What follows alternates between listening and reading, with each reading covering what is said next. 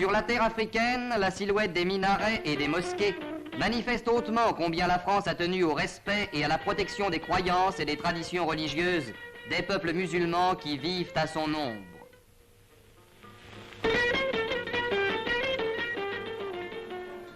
En organisant, au départ de Rabat et de plus loin encore de tous les centres de l'Afrique française, le premier pèlerinage de la Mecque qui ait eu lieu depuis 1939, elle a donné un nouveau témoignage de son respect de l'islam.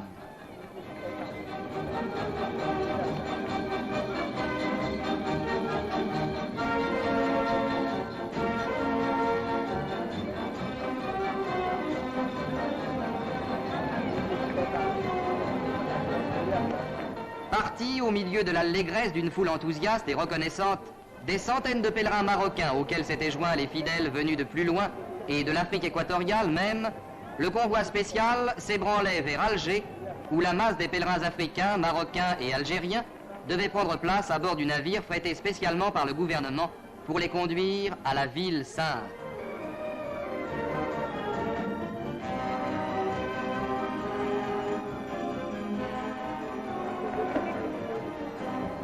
À Alger, une foule bariolée a empli les quais de débarquement. Les wagons laissent couler intarissablement le flot des pèlerins et de leurs bagages pittoresques.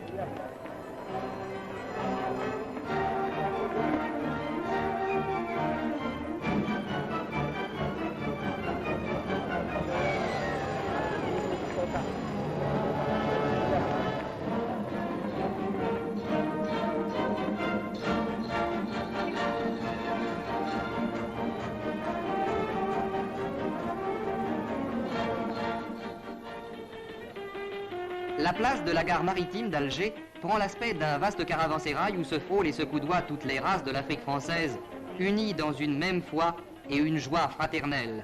Image extraordinaire, des amis se retrouvent, des amitiés se nouent, des hommes qui ne s'étaient jamais vus commencent à se parler en frères. Et en attendant que s'opèrent, sous la direction des administrateurs français, les formalités de l'embarquement, une animation colorée, tranquille et heureuse emplit la gare maritime que cerne une foule de plus en plus dense venue assister au grand départ pour la terre sacrée.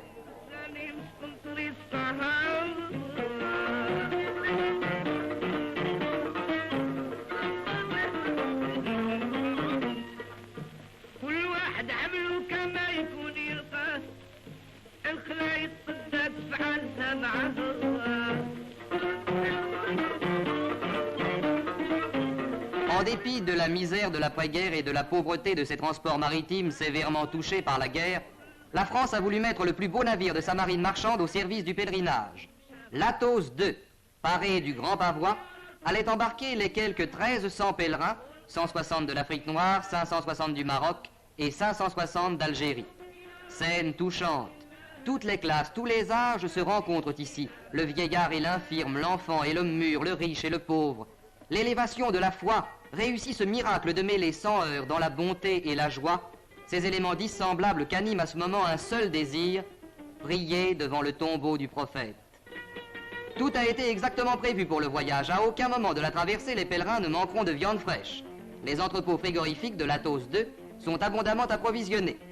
Et dans la ferveur et le calme, les pèlerins, un à un, gravissent l'échelle du bord.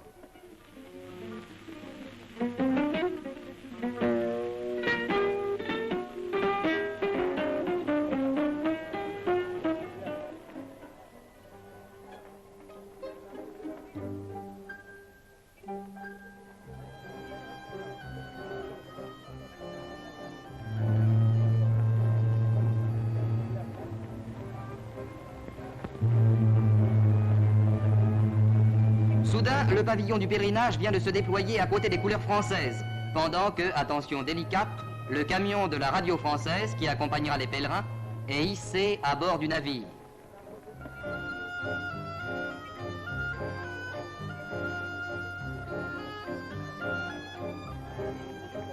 Et voici, témoignage particulier de l'attention du gouvernement français, voici le gouverneur général de l'Algérie, M. Yves Châtaigneau, qui vient souhaiter bon voyage aux pèlerins.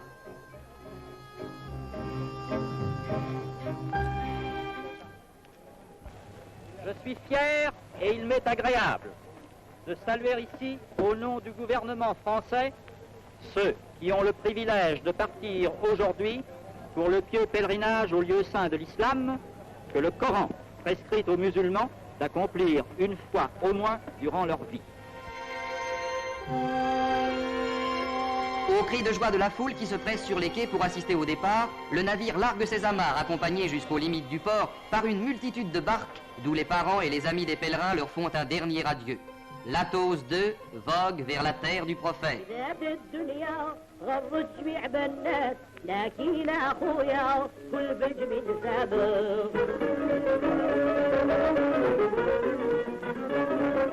Une dernière escale, Bizerte, où émergent les traces de l'immense drame qui endeuilla le monde, attend l'Athos II. De Tunisie, en effet, 220 pèlerins vont partir avec leur corps religionnaire pour se joindre au pèlerinage.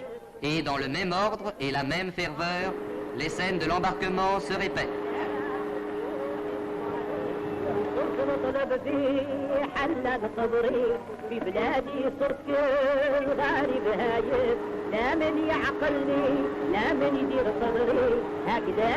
Cette fois, le pèlerinage est au complet, l'Athos II prend définitivement sa route sur la mer. Grâce à la France, le premier pèlerinage de l'après-guerre est commencé.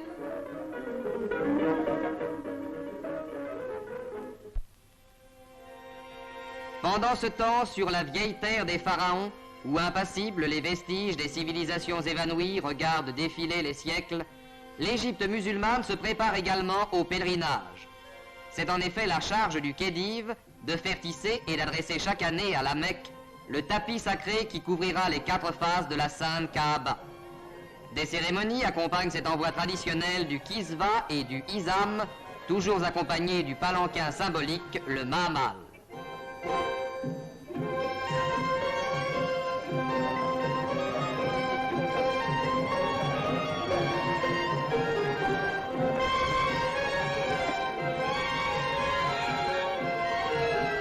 De l'Égypte, comme de tous les pays arabes, une foule considérable converge vers les rives de la terre sacrée. C'est chaque année une foule de 200 ou 300 000 pèlerins qui se dirigent de tous les points du monde arabe vers les lieux saints. Des navires de toute nationalité voguent vers Djeddah, où les différents pèlerinages nationaux se rencontreront. Émouvante tradition qui précipite depuis des siècles sur les pas du prophète des foules innombrables, animées de la même foi.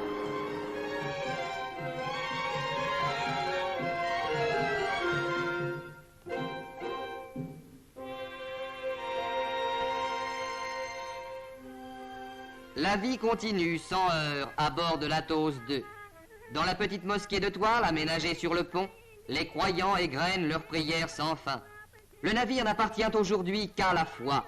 Et de jour en jour, d'heure en heure, on sent ici grandir l'élan vers les journées saintes qui vont venir.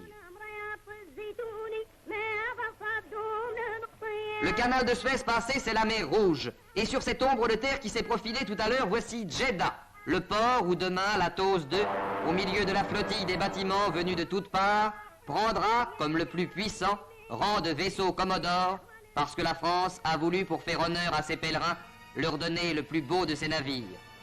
Djeddah n'est qu'une courte halte. Nos pèlerins n'y passeront que le temps de reprendre la route, car maintenant nous sommes sur le sol d'Arabie, et chacun n'a qu'une hâte, s'incliner et prier au lieu même où pria le prophète. Et c'est sur la route brûlante et désolée qui mène à la Mecque un défilé interminable et bigarré. Tous les moyens de transport, du plus ancien au plus moderne, se succèdent dans cette course émouvante, car on croirait que la route n'a qu'un sens. Tous les pas, tous les tours de roue se dirigent vers la Mecque. Et voici enfin la ville sainte, le terme du voyage, l'ultime but et le vœu suprême.